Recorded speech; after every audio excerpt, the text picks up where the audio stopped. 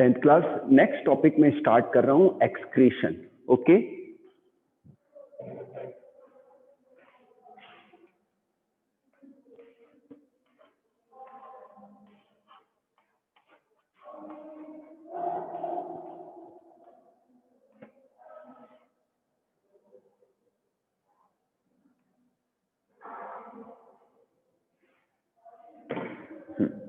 Excretion बच्चों, कोई भी लिविंग ऑर्गेनिज्म है उनके अंदर मेटाबॉलिक प्रोसेसेस चलते हैं।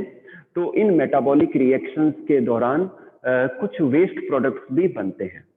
तो ये जरूरी होता है, ये इसेंशियल होता है कि इन वेस्ट प्रोडक्ट्स को, इन वेस्ट सब्सटेंसेस को बॉडी से या सेल से बाहर रिलीज किया जाए, और इसी को हम कहते हैं एक्सक्रीशन। आगे बात समझ में? The removal of the nitrogenous waste material from the body is called excretion, या फिर ऐसे कह सकते हैं the removal, the process by which organisms remove the waste products and waste substances from the body is called excretion. Okay बेटा, तो अलग अलग एक्सक्रीटरी प्रोडक्ट हैं जैसे कि ammonia, urea, uric acid, creatinine. ठीक है बेटा, तो ये अलग अलग एक्सक्रीटरी प्रोडक्ट हैं। तो एक्सक्रीटरी प्रोडक्ट्स के बेसिस पर भी जो है एनिमल्स को 3 ग्रुप में क्लासिफाई किया जाता है। ये थोड़ा एक्स्ट्रा है, मैं बता देता हूं आपको। अमोनोटैलिक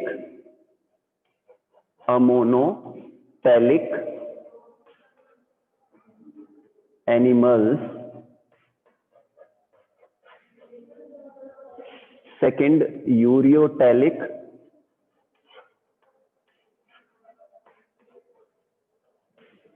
एंड थर्ड है यूरिकोटैलिक।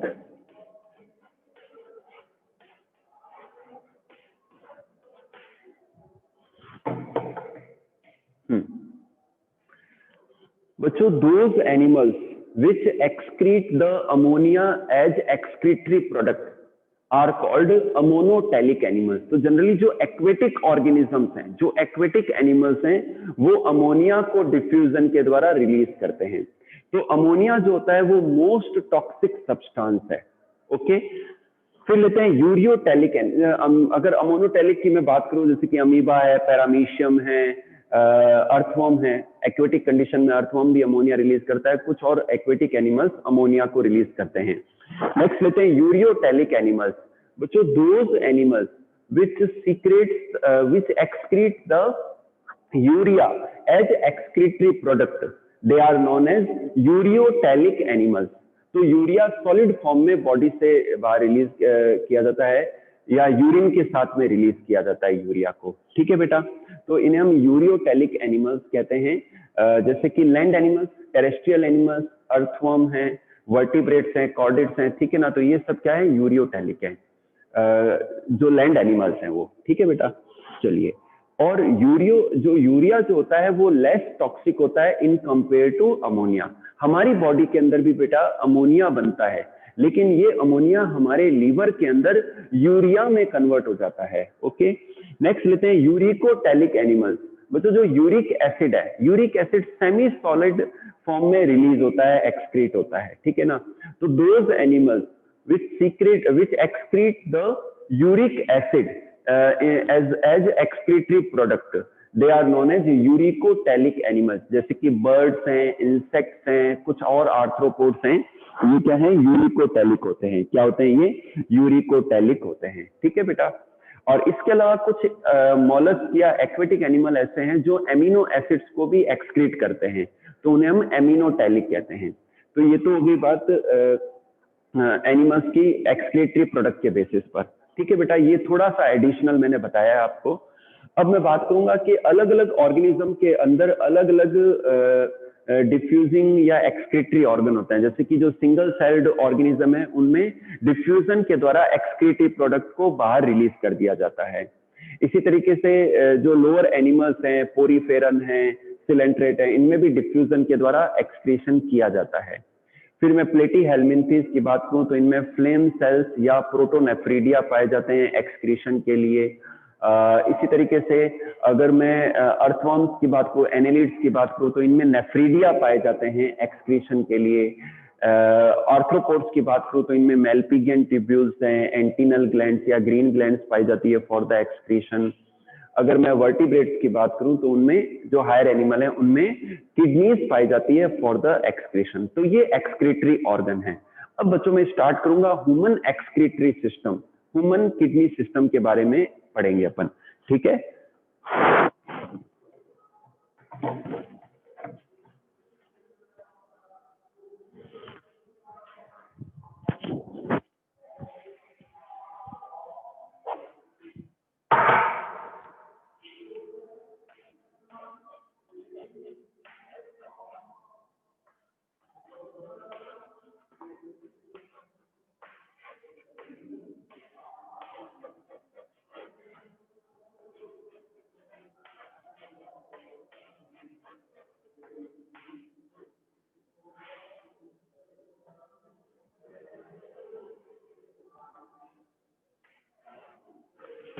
बच्चों ह्यूमन एक्सक्रीटरी सिस्टम में ह्यूमन किडनी सिस्टम में ड्रॉ कर रहा हूं, आप भी मेरे साथ में ड्रॉ कीजिए, फिर मैं उसके डिफरेंट पार्ट्स को एक्सप्लेन करूंगा और अपन नेफ्रॉन की स्ट्रक्चर को भी स्टडी करेंगे, ठीक है बेटा।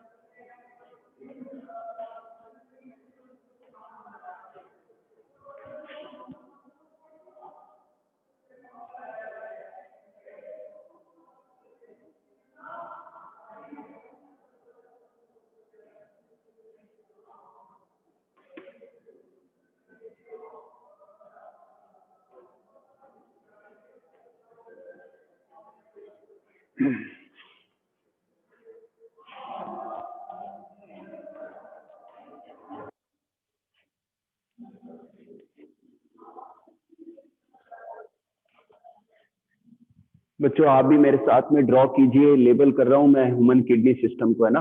तो साथ साथ में ड्रॉ करो, क्योंकि ऑनलाइन क्लास है, आप बोर भी नहीं होने चाहिए, है ना। तो आप मेरे साथ साथ में ड्रॉ करते रहो, तो आपकी तैयारी भी हो रही है साथ में।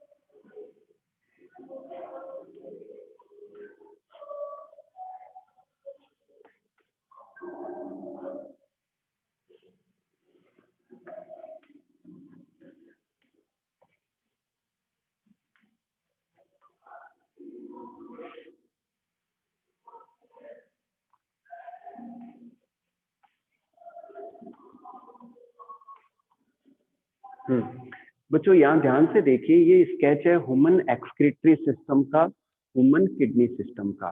ये बच्चों राइट किडनी है और ये लेफ्ट किडनी है। तो ये जो किडनीज होती हैं ये रेडिश ब्राउन कलर में होती है, और ये रीनल कैप्सूल, एक हार्ड कैप्सूल के द्वारा कवर्ड होती है, और ये बीन शेप्ड होती है। इनका ये जो हिस्सा होता है ये कॉन्वेक्स होता है और ये हिस्सा कॉनकेव होता है। और ये हमारे जो है डॉर्सल वॉल पर चिपके रहते हैं, अटैच रहते हैं मीजेंट्रीज के द्वारा। और एक और चीज कि ये जो राइट किडनी होती है थोड़ी सी लोअर लोकेटेड होती है, राइट किडनी लोअर लोकेटेड होती है लीवर की प्रेजेंस की वजह से। ठीक है बेटा। और जो किडनीज होती है बच्चों, इनकी जो लेंथ होती है वो 10 से 12 सेंटीमीटर होती है, जो ब्रेड्थ होती है वो 5 to 7 सेंटीमीटर होती है, और थिकनेस 2 to 4 सेंटीमीटर होती है। ओके बेटा, तो ये राइट किडनी है और ये लेफ्ट किडनी है। किडनी का जो आउटर पार्ट होता है इसे हम कॉर्टेक्स कहते हैं, और जो मिडिल पार्ट है इसे हम मेडुला कहते हैं। और मिडिल पार्ट के अंदर बच्चों ये जो लाइनिंग है ये फाइन ट्यूब्स को शो कर रही है। तो किडनीज के अंदर मिलियंस नेफ्रॉन्स पाई जाती है। Nephrons are the fine tubes of kidneys which are the structural and functional unit of the kidneys. Okay. और नेफ्रॉन का कुछ पार्ट कॉर्टेक्स में रहता है और कुछ पार्ट मेडुला में रहता है। ठीक है। ये जो हिस्सा है, अच्छा, नेफ्रॉन का कलेक्टिंग डक्ट वाला, कलेक्टिंग ट्यूब वाला पार्ट ओपन होता है किसमें? इस भाग में। इसे हम कहते हैं रीनल पेल्विस। क्या कहते हैं? रीनल पेल्विस कहते हैं। और ये जो ट्यूब निकल रही है बच्चों, ये यूरेटर्स है, इन्हें हम हिंदी में मूत्र नलिका कहते हैं। तो ये राइट यूरेटर है और ये लेफ्ट यूरेटर है, जो कि ऑब्लिक्यूली इस मस्कुलर ऑर्गन में आ रही है। इस मस्कुलर ऑर्गन को हम कहते हैं यूरिनरी ब्लैडर। क्या कहते हैं? यूरिनरी ब्लैडर कहते हैं। और ये जो हिस्सा है इसे हम यूरेथ्रा कहते हैं। इस पे इंस्पेक्टर्स होते हैं जो कि कंट्रोल करते हैं यूरिनेशन को। तो जब ये इंस्पेक्टर रिलैक्स होते हैं तो यूरिन को बाहर रिलीज किया जाता है। अंदर की ओर इंटरनल इंस्पेक्टर होते हैं और यूरेथ्रा के बाहर की ओर एक्सटर्नल इंस्पेक्टर होते हैं। तो ये वॉलंटरी होते हैं। यूरिनरी ब्लैडर के अंदर यूरिन लगभग अगर 200 या 300 ml तक आता है तो वो पेनफुल कंडीशन नहीं होती है। लेकिन बच्चों जब मैक्सिमम 800 या 1 लीटर तक स्टोर हो सकता है यूरिन यूरिनरी ब्लैडर के अंदर, तो 800 ml होने के बाद में वो पेनफुल अर्ज होती है यूरिनेशन की, और इसलिए यूरिन को बाहर रिलीज करना जरूरी होता है। ठीक है बेटा। अच्छा, एक चीज और, ये एओर्टा है बच्चों। ये एओर्टा जो है आता है और ब्रांच होता है रीनल आर्टरी में और दोनों किडनीज के अंदर एंटर होता है। तो ये वेस्ट वाले ब्लड को लीवर से यूरिया युक्त ब्लड को लेकर जो है दोनों किडनीज में आता है। किडनीज के अंदर ये आर्टेरियोल में डिवाइड होता है और नेफ्रॉन्स के द्वारा फिल्ट्रेशन होके वेस्ट जो होता है वो रीनल पेल्विस में आ जाता है और फिर यूरेटर में आ जाता है, यूरेटर से यूरिनरी ब्लैडर में, और फिर यूरिन के फॉर्म में बाहर रिलीज किया जाता है। और जो वेस्ट फिल्टर होके जो पीछे ब्लड है जो कि डीऑक्सीजनेटेड हो चुका है, वो वापस से आर्टेरियोल से वेन्स के अंदर, रीनल वेन के अंदर आता है। ये रीनल वेन है और फिर ये आगे एंटर होती है वेना केवा के अंदर। वेना केवा फिर डीऑक्सीजनेटेड ब्लड को हार्ट के राइट ऑरिकल या राइट एट्रियम वाले पार्ट में ले जाते हैं। ओके बेटा, तो ये स्ट्रक्चर थी और ये फंक्शनिंग है किडनी सिस्टम की। यहाँ तक अगर आपको समझ में आया है तो एक बार हैंड रेज कर दो आप, एक बार सारे हैंड रेज कर दो। फिर मैं आपको नेफ्रॉन की स्ट्रक्चर समझाऊंगा, फिर यूरिन का फॉर्मेशन कैसे होता है वो भी मैं आपको बताऊंगा। Okay, thank you. तो बच्चों मैं अब नेफ्रॉन की स्ट्रक्चर ड्रॉ कर रहा हूं, आप भी मेरे साथ में ड्रॉ करेंगे, ठीक है? चलिए।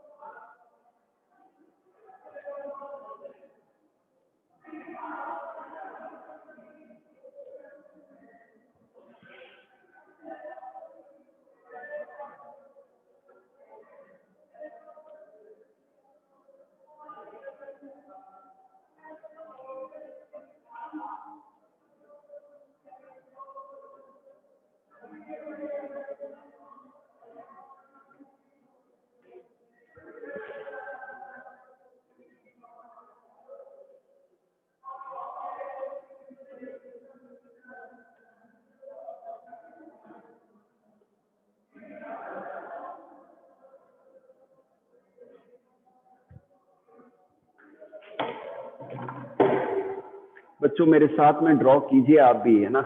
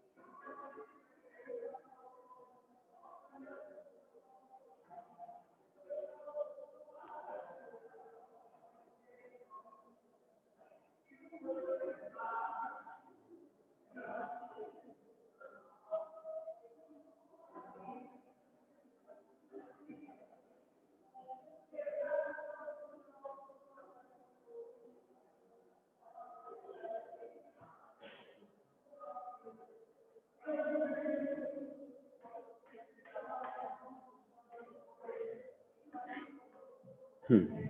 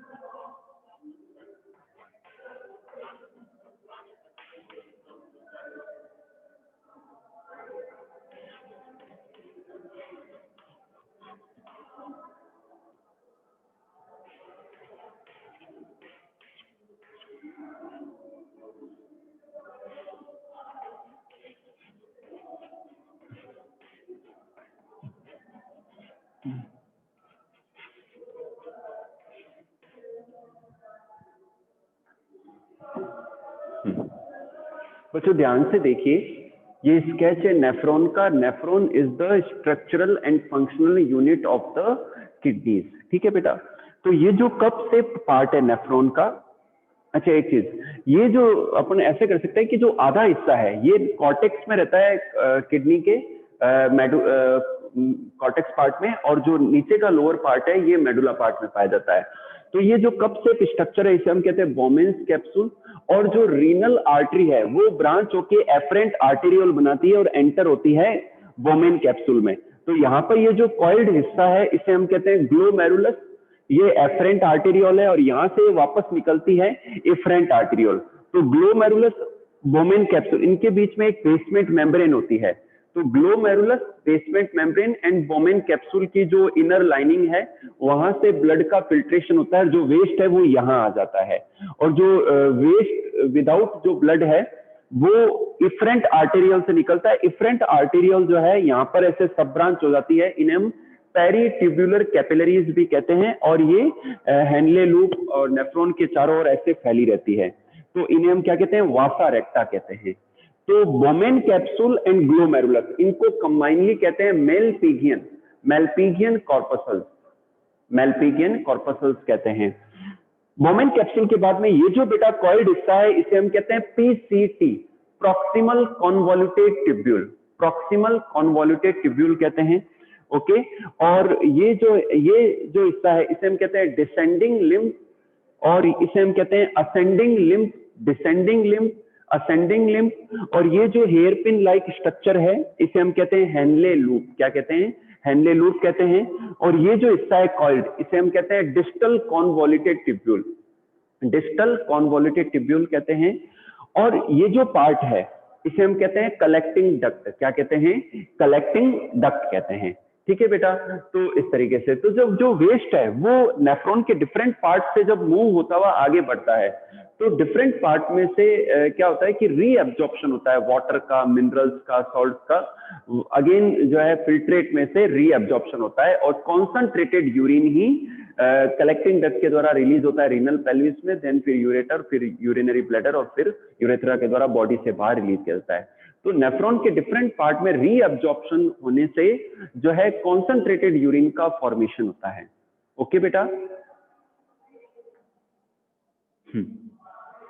हाँ अब बच्चों ध्यान से सुनिए, कल सब्जेक्टिव टेस्ट है थर्सडे को चैप्टर 8 का 10th क्लास में। तो मैंने बायो का चैप्टर 8 दिया है बेटा, आप सब अटेंड करें सब्जेक्टिव टेस्ट को। छोटा सा टेस्ट है, 10 बजे होगा वो, तो जरूर आप दें उस टेस्ट को। ओके, और उसकी पीडीएफ मेरे को सेंड जरूर करना। ठीक है बेटा, तो बच्चों आज की क्लास में अपन इतना ही करेंगे। आपको यदि कुछ पूछना है, कोई डाउट है तो मेरे से पूछ लीजिए। रिमेनिंग टॉपिक यूरिन का कॉम्पोजिशन, यूरिन का फॉर्मेशन, ठीक है, और यूरिन का एक्सक्रीशन या रिलीज करना, और देन फिर जो हीमोडायलिसिस प्रोसेस है वो अपन नेक्स्ट क्लास में करेंगे। ओके, तो आप हैंड रेज कीजिए, और कोई भी यदि डाउट है तो मेरे से पूछ लीजिए आप।